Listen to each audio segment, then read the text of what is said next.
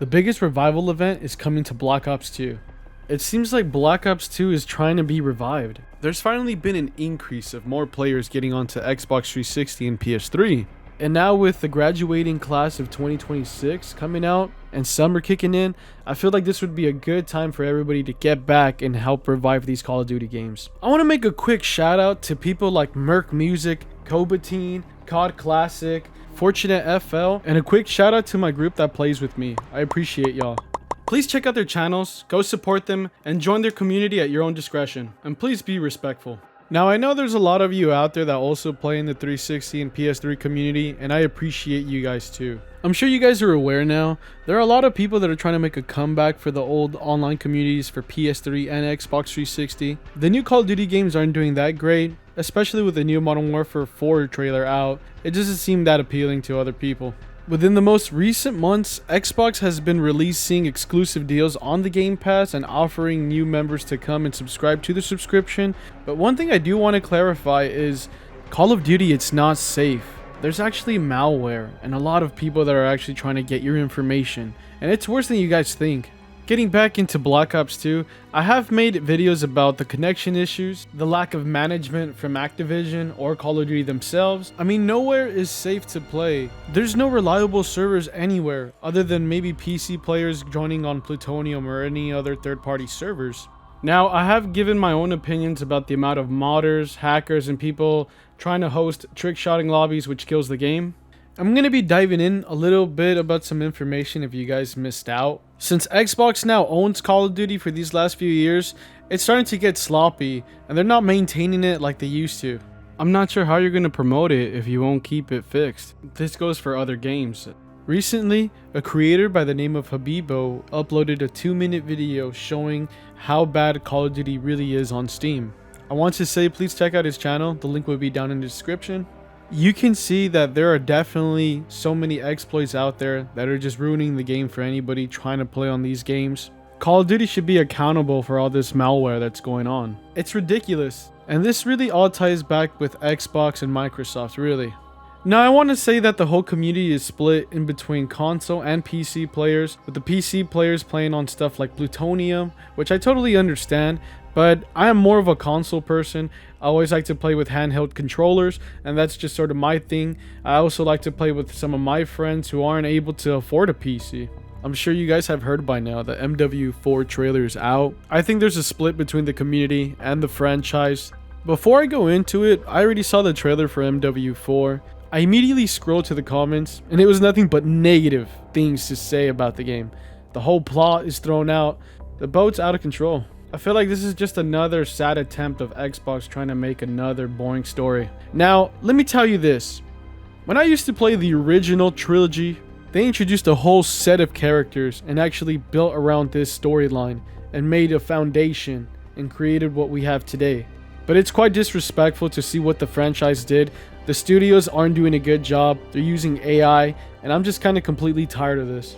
My only hope is that the Xbox CEO could get attention to this. The servers that are now up aren't safe and are unreliable. They're unmaintained and have kind of been left abandoned. Let me explain. Since owning an Xbox, I recently purchased a PS3 just to see the status of all the Call of Duty servers. Starting with COD 2, which wasn't available for PS3, I did switch on to my Xbox 360 real quick, and I did find somebody and got to chat with them for a little bit. They were really cool and friendly. I was actually quite surprised not to see anybody on COD 3 compared to Xbox's servers where you'll find some games. Now, I'm not trying to say that it's always popular, because sometimes it's actually dead. But moving on to COD 4, I did see that there were people on both sides. Now, I hopped on MW2, and there were a good amount of people playing. I didn't see much modders, even though I did run into one or two, but it wasn't that bad. MW3, on the other hand, was giving me so many issues, I couldn't even find a game. It wasn't until I had to go on YouTube and search up why this was happening for me, and it turns out a lot of people are dealing with the same issue. I did get into a few lobbies back then when a modder was hosting, but for the most part, it's impossible to find a lobby. That's why I switched to Xbox. Honestly, things aren't as complicated as they are on PlayStation, and a lot of the times you'll find more active lobbies. I mean, there's always people playing all the time. I was pretty excited to see that there were people on Black Ops 1, but my luck ran out short.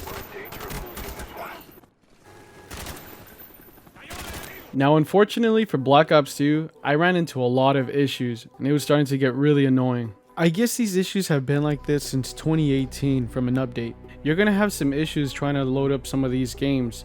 Like if you play Black Ops 2 for instance, your game might freeze here just like it did for me.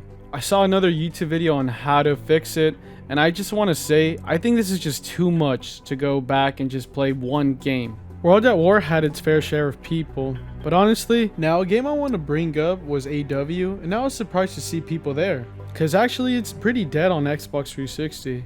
Considering the fact that Black Ops 3 no longer works on Xbox 360 or PS3, it was mainly just supposed to be a DLC game, not even the full release. Call of Duty Ghost was definitely active, even going all the way to Black Ops 4, World War II, and Infinite Warfare. But to be honest, that game only sold because Modern Warfare Remastered came out with it. It sucks to hear that Modern Warfare 2 Remastered was rumored to have online, but Call of Duty saw the potential it had and they wanted to gatekeep it from us. Look, I want to make a quick side note here. The reason why these games aren't working out is because these ideas are being reused. The storylines are going nowhere. The characters feel bland. One of the funniest things was I saw a character with an eye patch, another with a mask, and it's getting too repetitive. I don't know who's coming up with these ideas, but it's time for a clean house. Sometimes I want to say it's better to focus on your older games, but you can't even do a good job on that.